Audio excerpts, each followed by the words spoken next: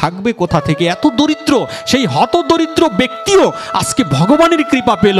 আর আমাদের তো পকেটে হাত দিলে টাকা পাওয়া যায়, পয়সা পাওয়া যায়, ঘরে চালের বস্তা পাওয়া যায়, তারপরও আমার টাকা দিয়ে কোনোদিনই বৈষ্ণব সেবা হয় না। সমস্ত বঞ্চনাকে পাথেয় করে এই সমাজে যারা সাধুগিরি করছেন, এই সমাজে যারা বৈষ্ণবের ভেষ ধরেছি আমরা, যারা বৈষ্ণবের কাজ করছে, যারা অরিজিনাল, যারা বৈষ্ণব, আমি তো ভেষ ধরেছি শুধুমাত্র যারা অরিজিনাল ভক্ত, তাদের বড় বঞ্চনা সহ্য করতে হয়। সাত্বিকাহার পাবেন আপনি, মালা জপ করবেন আপনি, কিন্তু পাশের বাড়ির লোকটা আপনাকে খোঁচা দিচ্ছে, সাধু হয়েছে, শ্লোক পাঠ করে, ভোর রাত্রি কীর্তন করে, কাশি বাজাচ্ছে, ঢোল বাজাচ্ছে। বাবা, তুমি তো এর মজা কিছু বুঝবে না। এই মজা বোঝার ক্ষমতা তোমার হয়তো বা নেই, যারা করছে তারাই শুধু জানে। তাই মহাপ্রভু আমার শিক্ষা দিয়েছেন, ওরে লোকেরই মন্দ পুষ্প চন্দন মেখে রাখো তব। আশ্রমের মতো একটি জায়গায় জন্ম হয়েছে, কিন্তু কিছু গ্রন্থাদি দেখে জানতে পারলাম সাধুসঙ্গ বিহীন হয়ে এই মানব জীবন বৃথায় চলে যাচ্ছে। এই অধমকে দিয়ে আমার নিজেরই কোনো কাজে লাগবে না, এমনকি বিশ্ব ব্রহ্মাণ্ড তো দূরের কথা। তাই আমার সাথে থাকা বেশ কিছু কৃষ্ণ ভক্ত, তাদের মধ্যে সুখরঞ্জন দাস মহাশয়, তাদের মধ্যে আরও অনেক বৈষ্ণব রয়েছে, যেই বৈষ্ণবেরা আমাকে আপনাদের কাছে এনে চিরদিনের জন্য বিনা প্রণামিতে আপনাদের চরণে বিকিয়েছে। সেই জন্য তাদের শ্রীচরণে আমার শত সহস্র কোটি দণ্ডবত প্রণাম রইল।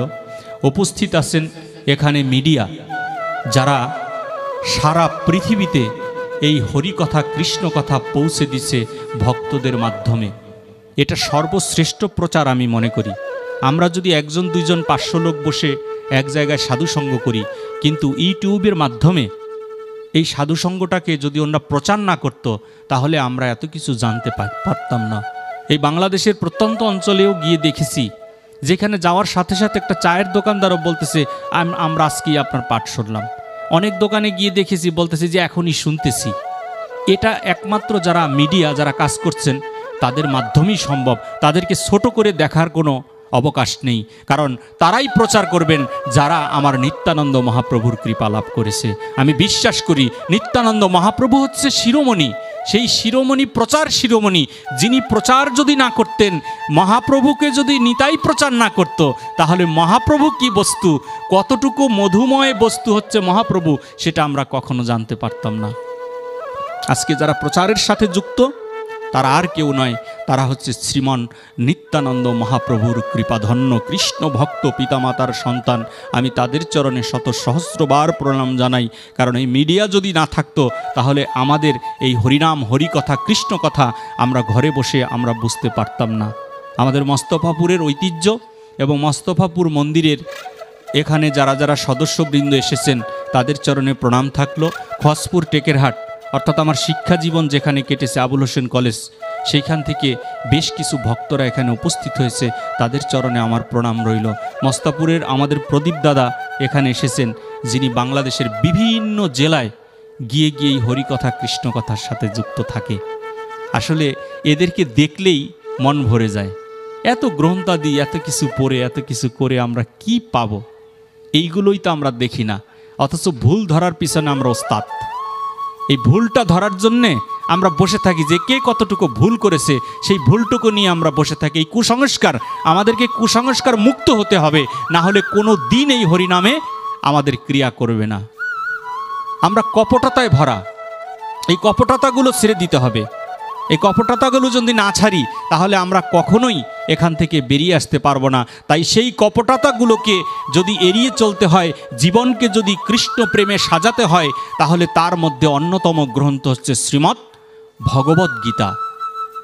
এই শ্রীমদ্ ভগবদ্ গীতার আলোয় যারা আলোকিত হয়েছেন, এই গীতা জ্ঞান, শ্রীমদ্ ভগবদ্ গীতা কোনো কাহিনী নেই, কোনো হিস্টোরি নেই, কোনো গল্প নেই, কারো কোনো জীবনী নেই, শুধু জ্ঞান আর জ্ঞান, পারমার্থিক জ্ঞান।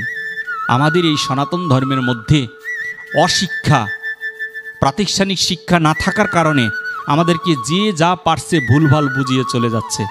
কারণ আমি তো জানি না, গ্রন্থ জানি না, বিধায় তো প্রবলেমের সৃষ্টি হয়েছে। গীতা, শ্রীমদ্ ভগবদ্ গীতা, এই গীতার ব্যাখ্যা উল্টাপাল্টা হচ্ছে। যে 2টা শ্লোক পাঠ করলো সে গিয়ে আরেকজনকে বলছে আমি 10টা শ্লোক পড়ে আসছি, অমুক আছে অমুক আছে। আজকে সকালেও যেন কে একজন আমাকে বলল যে গীতার মধ্যে অমুক আছে, একটা অন্য ধরনের একটা কথা, সেটা আমি বলতে চাই না, গীতার মধ্যে এটা আছে। আমি বলছি দেখেন, আপনি যদি এই ধরনের কথা বলেন তাহলে কিন্তু হয় না। আপনি কপালে তিলক পরেছেন, আপনি সাধু মানুষ, আপনাকে দিয়ে এটা কিন্তু হয় না। একটা কিছু রেফারেন্স আপনি মনের মতো দিলেন আর এটা গীতায় আছে এই কথা বলে দিলেন, এটা তো বড়ই সমস্যা। এই সমস্যাগুলো থেকে আমাদের বেরিয়ে আসতে হবে। মনে রাখবেন, সঠিক কাজে শাস্ত্রমতে প্রতিবাদের নামেই হচ্ছে ভজন। আপনি শাস্ত্রমতে প্রতিবাদ করছেন, আপনি ভজন করছেন। আমরা তো প্রতিবাদী তো এখনো হতে পারিনি। এখানে হরিনাম যজ্ঞের আয়োজন করা হয়েছে, আমাদের জানতে হবে হরিনাম যজ্ঞের আসরে কে থাকে, হরিনাম যজ্ঞের আসরে আমরা কিভাবে যাব, হরিনাম যজ্ঞের আসরে কিভাবে গেলে আমরা সেই কৃপা লাভ করতে পারবো, সেই শিক্ষা দেবার জন্যেই এই নাম যজ্ঞের আগে ভাগবতের আয়োজন করা হয়। ভাগবত আপনাকে শিখিয়ে দিবে কি করে আপনাকে যেতে হবে হরিনামের আসরে। আমরা কিভাবে ঠকে যাচ্ছি? হরিনাম হচ্ছে এখানে হরিনামের আসরের মধ্যে যারা হরিনাম প্রচার করছেন, হরে কৃষ্ণ বলে হাঁ করে সুর দিচ্ছেন, তাদের মুখের মধ্যে এত বড় একটি পানের টোপলা, পান খাচ্ছেন। আপনাদেরকে আমি, বাবাজি আপনি কেন আসরে যান না? তা আমি বলছি আমি আসরে গেলে কি হবে? বলছে আপনি যদি আসরে আসেন তাহলে আরও কিছু লোকজন আসে কীর্তন শুনতে, যে উনি আসছে আমরাও যাই। আমি বললাম আমি কিভাবে আসরে যাব? আসরে কীর্তন শুনতে যাই, আপনি বড় বড় রাগিণীতে কীর্তন করছেন, কীর্তনটা বিশ্রাম, যখন রাগিণীটা ভেঙে দিচ্ছেন, ভেঙে দিলে রাগিণীটা যখন আপনি টান দিচ্ছেন তখন কিন্তু আমি আর থাকতে পারছি না। এটা আপনার জন্য নয়, এটা মহাপ্রভুর এই নামের গুণে আমাদের বসে থাকার সম্ভব হয় না। হয়তো আমরা কান্নাকাটি করি, চোখে জল আসে, আমাদের একটু প্রেম ভাব হয়, তখন কি হয়, কীর্তনীয়াদের গিয়ে আমাদের জড়ায় ধরতে হয়। কীর্তনীয়াদের জড়ায় ধরলেই বাবা অনেক সময় অনেক কীর্তনীয়াদের কাছ থেকে সিগারেটের গন্ধ পাই, অনেকের কাছে পানের গন্ধ পাই। তা আমার ভাব তো নষ্ট হয়ে যায়, কি কীর্তন আমি শ্রবণ করব? আমার ভাবেই তো নষ্ট হয়ে গেল। সেই জন্য মহাপ্রভু বলেছেন, করো কৃষ্ণের সংসার, সারি অনাচার। অনাচারগুলো বাবা ছেড়ে দিতে হবে। অনেকে বৈষ্ণব সেবা দিই আমরা। একটা জায়গায় বৈষ্ণব সেবায় গিয়ে দেখলাম মাছ রান্না করেছে, আমাকেই নিয়েছে পাঠ করার জন্য। আমি একটা ঘরোয়া পাঠ ছিল, অনেক দিন বলার পরে আমি গেলাম। মাছ রান্না করেছে, একটা বলের মধ্যে করে মাছ রেখেছে। তা আমি তো আর জানি না, আমি গেলাম পাঠে, যাওয়ার পরে দেখলাম অনেক লোক রিসিপশন দিল। আমি ভিতরে গিয়ে ঢোকার সাথে সাথে গেটের সামনেই দেখি এই বড় বল মাছ রান্না করে রাখছে সুন্দর করে। এবার আমি বললাম কি ব্যাপার বাবা, এটা কি সেবা? বলছে বৈষ্ণব সেবা। তা আমি বললাম বৈষ্ণব সেবা, পৃথিবীতে কি কোনো বৈষ্ণবের জীবনীতে আছে যে কোনো বৈষ্ণব কখনোই মাছ নামক এই জিনিসটা সেবা করেছে বা করছেন? কোনো বৈষ্ণব আপনারা কেউ দেখাতে পারবেন? তারপরেও আপনারা কেন এই কাজটা করে আপনি করতেছেন অন্যায়, সেইটাকে চালিয়ে দিচ্ছেন বৈষ্ণবদের নামে? এর কারণটা কি? এই কাজটা তো করা যাবে না। বলছে বাবা আপনার জন্য ইস্কন থেকে খাবার এনেছে। আমি বলছি আমার জন্য নয় তো, আপনি তো বৈষ্ণব সেবার আয়োজন করেছেন, সেই সেবার আয়োজনের মধ্যে এই কাজ কি করে হয়? এটা আপনারা কি করে করলেন? তখন সেই স্থান আমি ত্যাগ করতে বাধ্য হয়ে গেলাম। কারণ যেখানে বৈষ্ণবের নিন্দা হয়, যেখানে বৈষ্ণবের নামে বদনাম হয়, সেই জায়গায় তো থাকা যাবে না। এই জন্য আমাদের গ্রন্থ জানতে হবে। চৈতন্য মহাপ্রভুকে যদি জানতে হয় তাহলে মহাপ্রভুর অন্যতম কলির যুগের আমাদের প্রাণস্বরূপ গ্রন্থ হচ্ছে শ্রী শ্রী চৈতন্য চরিতামৃত। চৈতন্য চরিতামৃততে মহাপ্রভু আজকে বোঝাতে বসেছেন এই জীবগণকে রামানন্দের মাধ্যমে। রামানন্দকে বলছেন, রামানন্দ বিদ্যা হতে কোন বিদ্যা সার? রায় কহে কৃষ্ণ ভক্তি বিদ্যা বিনা বিদ্যা নাহি আর। বিরহ হতে কোন বিরহ সার? রায় কহে বৈষ্ণব বিরহ বিনা বিরহ নাহি আর। আমরা যে বিরহে কাঁদছি, আমি আমার কথা বলছি, আমি যে বিরহে কাঁদছি ছেলের জন্য, মেয়ের জন্য, সম্পত্তির জন্য, বাড়ির জন্য, গাড়ির জন্য। একটা গাড়ি কিনেছি 5টা গাড়ি প্রয়োজন, একটা বাড়ি করেছি 5টা বাড়ি প্রয়োজন, একটা শার্ট কিনেছি আরও 10টা শার্ট প্রয়োজন। এই ক্রন্দন মায়া, এই মায়া আপনাকে একদিন ত্যাগ করতে হবে। কারণ আপনি যেদিন মরে যাবেন, আপনার যেদিন দেহ ত্যাগ হবে, যেদিন প্রাণ পাখি বেরিয়ে যাবে, সেই দিন আপনি যাদের জন্য এতদিন কেঁদেছেন তারা বলবে লাশটাকে ঘরে ঢোকাবে না, বাইরে রেখে দাও। কত আপন আমাদের, তাই না? সেই আপনজনদের নিয়ে আমি ঘুরে বেড়াচ্ছি। আপনজনদের সেবা সুস্থতা পরিচর্যা করা আমাদের দায়িত্ব, এটা আমাদের কর্তব্য, কিন্তু এটাই আমাদের সর্বশেষ কথা নয়। শেষ কথা হচ্ছে তারাই গোবিন্দ ভজন করে যারা ঘরের সবাইকে নিয়ে হরিকথা কৃষ্ণ কথার সাথে যুক্ত থাকে। আমরা তো হরিকথা বলতে এসেছি, হরিকথা শ্রবণ করতে এসেছি। হরিকথা শ্রবণের কিছু বিধি আছে, আপনি ভাত খাবেন তারও বিধি আছে, তাহলে হরিকথার বিধি থাকবে না কেন? হরিকথা কৃষ্ণ কথা শুদ্ধ বৈষ্ণবের মুখে শ্রবণ করতে হবে। শুদ্ধ বৈষ্ণবের মুখে শ্রবণ না করলে সমস্যা। যেমন আপনার যদি অসুখ হয়, এই অসুখের জন্যে আপনাকে ডাক্তারের কাছে যেতে হয়, ডাক্তার আপনাকে মেডিসিন লিখে দেয়, এক একটা অসুখের জন্য এক এক ধরনের মেডিসিন লিখে দেয়। তাহলে মেডিসিনটা যদি ভালো হয় তখন কিন্তু ওষুধটা আপনার শরীরে কাজ করে। আর মেডিসিন যদি ভালো না হয়, আপনি ইঞ্জিনিয়ার হন, আপনি কি মেডিসিনকে বলতে পারবেন? আপনি একটা অমিপ্রাজল খেলেন গ্যাসের জন্য, একজন ডিসি সাহেব ধরলাম খেলো, বা একজন ক্ষমতাশালী লোক বা এমপি মন্ত্রী একজনে খেলো, খাওয়ার সময় জল দিয়ে খাওয়ার সময় যদি বলে এই ওষুধ তুমি কাজ করবে, কিন্তু আমি কিন্তু ডিসি, না হলে কিন্তু তোমাকে মারবো, তোমাকে কিন্তু পুলিশে ধরিয়ে দিব, তাহলে কি ওষুধ কাজ করবে? আর যদি ভালো ওষুধ হয় তাহলে কি করবে এই ওষুধটা? আপনি কিছু না বললেও সেই ওষুধ গিয়ে লিভারের মধ্যে আপনার ক্রিয়া করবে, আপনার অসুখগুলো সারিয়ে দিবে। তাই শ্রীমদ্ ভগবদ্গীতা আমাদের কাছে এটাকে প্রমাণ করেছেন, যে এই ভগবদ্গীতা বলেছেন যে এই জীবের একটি রোগ হয়েছে, সেই রোগের নাম হচ্ছে ভবরোগ। এই ভবরোগ থেকে বাঁচার উপায় কি? বাঁচার উপায় তিনি দেখিয়ে দিলেন। যদি শ্রীমদ্ ভগবদ্গীতা তুমি অর্চন করো, অর্চন করলে জানতে পারবে তোমার অসুখ হয়েছে, এই অসুখটা সারানোর জন্য তোমাকে ডাক্তারের কাছে যেতে হবে। সেই অমৃতময় ডাক্তারের নাম হচ্ছে শ্রীমদ্ ভাগবতম। এই ভাগবতের কাছে যদি আপনি আসেন তাহলে আপনি সেই মেডিসিনটা পেয়ে যাচ্ছেন। ভাগবত আপনাকে দেখিয়ে দিচ্ছে যে এই যে তোমার মেডিসিন, এই ভক্তি নামক মেডিসিন তুমি যদি গ্রহণ করো তাহলে তোমার এই ভবরোগ চলে যাবে। এর প্রমাণ কি হয়েছে, কিভাবে হয়েছে? ভাগবতের আমাদের পরীক্ষিত রাজা হচ্ছে এর প্রমাণ।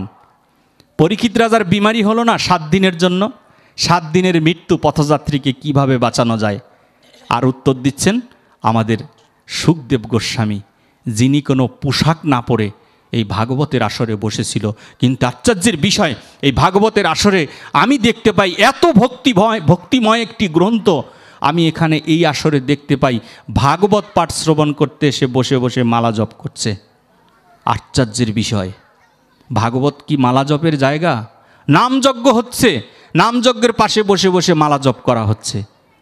আমরা আসলে কি বোঝাতে চাচ্ছি? আপনি কি নামযজ্ঞের নাম শ্রবণ করবেন, নাকি মালায় মন দিবেন? ভাগবত শুনবেন নাকি মালায় মন দিতে হবে? কোনটা? আপনার মন কিন্তু একটা, হাত আপনার দুইটা হাত দিয়ে কিন্তু আপনি একটা কাজই করতে পারেন, 2টা কাজ কিন্তু করতে পারেন না। তো একটা কাজ করতে পারি আমরা কেন? কারণ আমাদের মন একটা, সেজন্য। আপনারা যারা এখানে আছে, যদি মিস্ত্রি কেউ থাকেন, একটি তারকাটা যদি আপনাকে মারতে হয় ওয়ালে, তাহলে 2টা হাত দিয়ে একটা তারকাটা মারেন কেন? 2টা দিয়ে 2টা মারা যায় না? কিন্তু কারো কি সম্ভব এটা?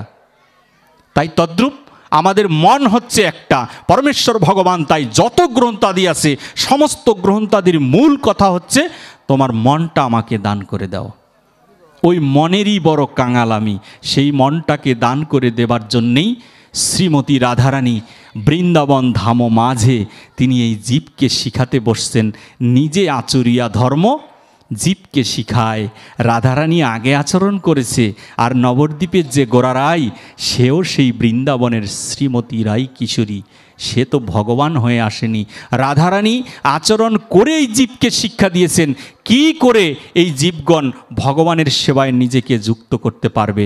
যদি রাধারানী না থাকতো, রাধারানী যদি ভজন না করত, রাধারানী যদি সাধন না করত, রাধারানী যদি ত্যাগ না করত, তাহলে কৃষ্ণকে কখনো আমরা গৌর রূপে লাভ করতে পারতাম না। আর গৌর যদি কখনো এই বিশ্ব ব্রহ্মাণ্ডে কৃপা করে আপনি অবতীর্ণ না হতো, তাহলে এই জীব কলির জীব আমরা কখনো ধন্য কলিতে রূপান্তরিত হতে পারতাম না। তাহলে মূল বস্তু হচ্ছে শ্রীমতী রাই কিশোরী, যিনি বৃন্দাবন মিলিয়েছেন। বৃন্দাবনের একক অধিপত্য যার হাতে ছিল একমাত্র কৃপা, যার কথাই হচ্ছে কৃপা। কৃপা ছাড়া আর কিছু বুঝছে না, শুধু কৃপা করতেই এসেছেন। বৃন্দাবনে যাব আমি, ওই না বৃন্দাবনে যাব রে, ব্রজ গোপীর দ্বারে দ্বারে কবে ভিক্ষা মেগে খাবো। বৃন্দাবনে যাই ঠিকই, কিন্তু ব্রজগোপীর কাছে ভিক্ষা মাগার বাসনা হয় না আমার। ভিক্ষা মাগার বাসনা আমরা খুঁজে পাই না। আমরা ভিক্ষা বলতে কি বুঝি? শ্রীমদ্ ভগবদ্গীতায়ও শ্রী অর্জুন বলেছেন আমি ভিক্ষা অন্ন করে খাবো। অর্জুন বিষাদযোগ প্রথম অধ্যাতেই অর্জুনও বলেছেন আমি ভিক্ষা করে খাবো, ভিক্ষা অন্ন করে খাবো প্রভু, তথাপিও আমি আমার আত্মীয় স্বজনের সাথে যুদ্ধ করতে পারবো না। এই ভিক্ষা শব্দের অর্থ কি বুঝি আমরা? ভিক্ষা মানে হাত পেতে মানুষের কাছে খাবার সংগ্রহ করা নয়। অর্জুন এত গরিব মানুষ ছিল না যে ভিক্ষা করে মানুষের দ্বারে দ্বারে তিনি তার উদর ভরাবেন। অর্জুন এই ভিক্ষার কথা বলা হয়নি। শ্রীমান শ্রীকৃষ্ণ চৈতন্য মহাপ্রভুও বলেছেন শোনো শোনো নিত্যানন্দ, শোনো হরিদাস, মোর এই আজ্ঞা করহ প্রকাশ, প্রতি ঘরে ঘরে গিয়া করো এই ভিক্ষা, বলো কৃষ্ণ কহ কৃষ্ণ, করো কৃষ্ণ শিক্ষা। প্রত্যেক ঘরে ঘরে ভিক্ষা মাগতে বলছে। ভিক্ষা মানে চাল ডাল ভিক্ষা করা নয়, কেউ ভুল বুঝবেন না। চাল ডাল ভিক্ষা করার কথা মহাপ্রভু নিত্যানন্দ মহাপ্রভুকে বলেনি। বলেছে এই ভিক্ষা শব্দের অর্থ হচ্ছে যাচিত করা, একজনকে বুঝানো যে তুমি বুঝিয়ে তুমি বিপদগামী হয়ে যাচ্ছ, তুমি হরিনামের সাথে যুক্ত না হয়ে বিপদগামী হচ্ছ, এই যে বুঝানো এটা হচ্ছে ভিক্ষা। যে আমি তোমাকে বারবার বুঝাচ্ছি তুমি হরিনাম করো, কৃষ্ণ নাম করো, এটাকে বলা হচ্ছে ভিক্ষা। এই ভিক্ষাটা করার কথা বলা হয়েছে। তদ্রূপ শ্রীধাম বৃন্দাবন মাঝে শ্রীমতী রাই কিশোরী শিখালেন কি করে ভিক্ষা করতে হয়। তাই আমরা বৃন্দাবনে উপস্থিত হয়েছি। আমি ভাগবত জানি না। বাসা থেকে বেরিয়ে আসার সময়, আমি জীবনের প্রথম জীবনের কথা, বাসা থেকে বেরিয়ে আসার সময় যখন শ্রীধাম বৃন্দাবন ভ্রমণ করে এসেছিলাম, সেদিন প্রথম আমার জীবনে ভাগবত আসে। এই কথাটা আমি প্রত্যেক সবাই বলি। এবং সেই দিন আমি কিছু একটা শ্লোকও জানতাম না, এখনও যে জানি তা বলছি না। আমি সেদিন যুগলের ছবির সামনে দাঁড়িয়ে আমি বলেছিলাম হে রাধারানী, তোমার ভক্তরা আমায় ডাকছে, আমি তো কিছুই জানি না, আমাকে কেন তুমি এভাবে আমাকে নিয়ে যেতে চাচ্ছ? যেহেতু ডাকছেই আর আমাকে যেতেই হবে, তা তোমার কাছে আমার একটি অনুরোধ থাকলো রাধারানী। আমি একা একাই কথা বলি, এখনও বলি, আজকেও বলেছি যে তুমি যেখানে যেতে পারো সেখানে তুমি আমায় নিও, আর যেখানে তুমি যেতে পারো না সেখানে তুমি আমায় নিও না। আমি বিশ্বাস করি, আজকেও আমি বলে এসেছি যে তুমি যদি যেতে পারো এই বৈদ্য ভবনে তাহলে এই অধমকে তুমি নিও, আর যদি না যেতে পারো তাহলে তুমি আমাকে নিও না। আমি বিশ্বাস করি আমি আসার বহু আগেই আপনাদের এই আসরে শ্রীমতী রাধারানীর আবির্ভাব হয়ে গেছে। জয় রাধে, প্রেম সে বলি রাধে রাধে।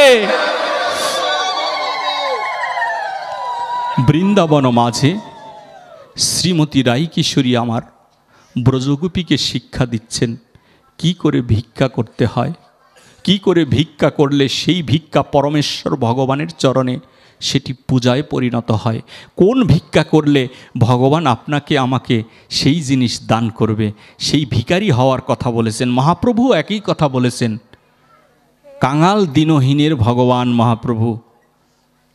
তদ্রূপ বৃন্দাবন ধাম মাঝে কদম্ব বৃক্ষের নিচে শ্রীমতী রাধারানী আমার লীলাবিলাস করছে। রাধারানী রাস্তা দিয়ে হেঁটে যায়, দেখছে একজন ভিখারি, সে ভিক্ষা করছে ঘরে ঘরে গিয়ে। তখন শ্রীমতী রাধারানীর এই ভিক্ষাটা পছন্দ হলো না। রাধারানী হচ্ছে কৃপা, রাধারানী কৃষ্ণ অভিন্ন, এই রূপের মধ্যে কোনো তফাৎ নেই।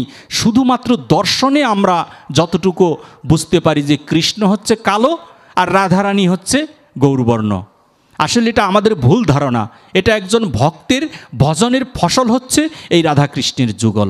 এই ভক্ত ব্রজেন্দ্রনাথ তিনি ভজন করেছিলেন, সেই ভজনের ফসল হচ্ছে এই যুগল।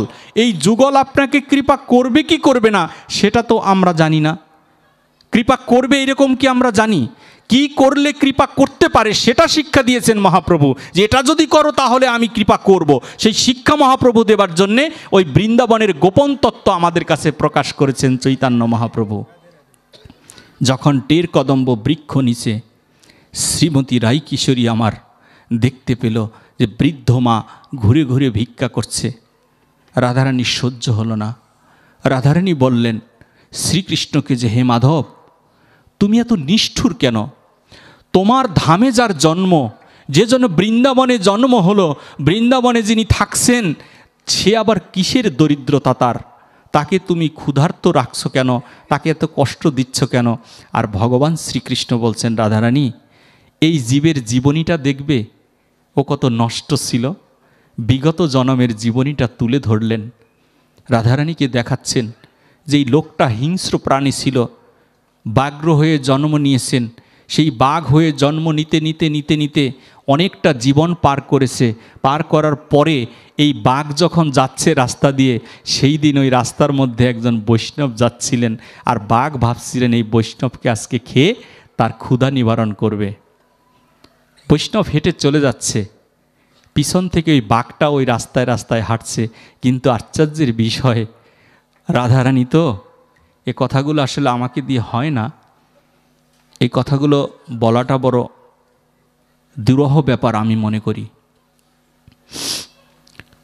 যখন শ্রীমতী রাধারানী বলছেন, কৃষ্ণ বলছেন রাধারানীকে, দেখো ও কত হিংস্র ছিল, ব্যগ্র একটা বাঘ।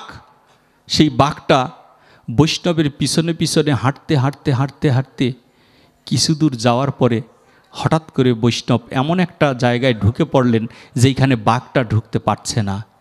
তাই বাঘটার ওদিন ক্ষুধা নিবারণ করতে পারলেন না। কিন্তু বাঘের যা কৃপা, সেই কৃপা তো বাঘ পেয়ে গেল।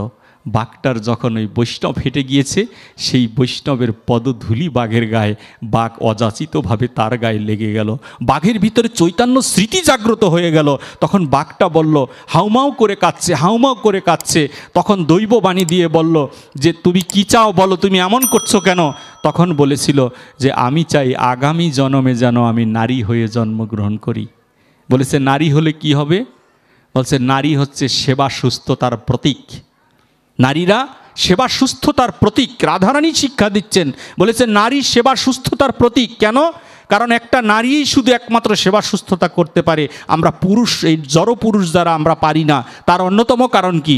আপনার গৃহে যদি একটা ছেলে বা মেয়ে থাকে, ছোট বাচ্চা, আপনি রেডি হয়ে অফিসে যাচ্ছেন, বাচ্চাটার গায়ে একটু মাটি আছে, তখন কি করে? তখন বাচ্চাটা আপনাকে ধরতে আসে, বাবা তুমি যেও না। আপনি কি বলেন? না না, আমাকে ধরো না, ধরো না, ধরো না, আমি চলে যাব, অফিসে যাচ্ছি আমি, আমার গায়ে নোংরা লেগে যাবে, তুমি তোমার মায়ের কাছে দাও। নোংরাটাকে মায়ের কাছে পাঠিয়ে দিল। আর ওই মা কি করছেন? ওই মা সে নতুন শাড়ি পরে এক জায়গায় বেড়াতে যাচ্ছেন, বাচ্চাটার গায়ে নোংরা দেখে ওই মা আমার নতুন শাড়ির আঁচল দিলে ওই বাচ্চার গায়ের নোংরাটা মুছে দিচ্ছেন। এটাই তো নারী। বাচ্চাটার মায়ের গায়ের নতুন কাপড় দিয়ে মুছে দিচ্ছেন। আমি পিতা হয়তো আমি আমার সন্তানের নোংরাটা আমি মুছে দিতে পারলাম না, কিন্তু মা ঠিকই পারলো। কিন্তু আপনাদের কাছে আমার এই প্রশ্ন থাকলো, যেই মা আপনার শরীরের নোংরা মুছে দিল, যেই মা আপনার ভিজা কাপড়টা সরিয়ে দিয়ে পিঠের নিচে শুকনা কাপড়টাকে টেনে দিয়ে সারাটা রাত্রি মা শীতের মধ্যে কেঁপে কেঁপে মরলেন, আজকে সেই মাটা কি আমি বৃদ্ধাশ্রমে পাঠিয়ে দিলাম? আমি কিসের ভজন করছি?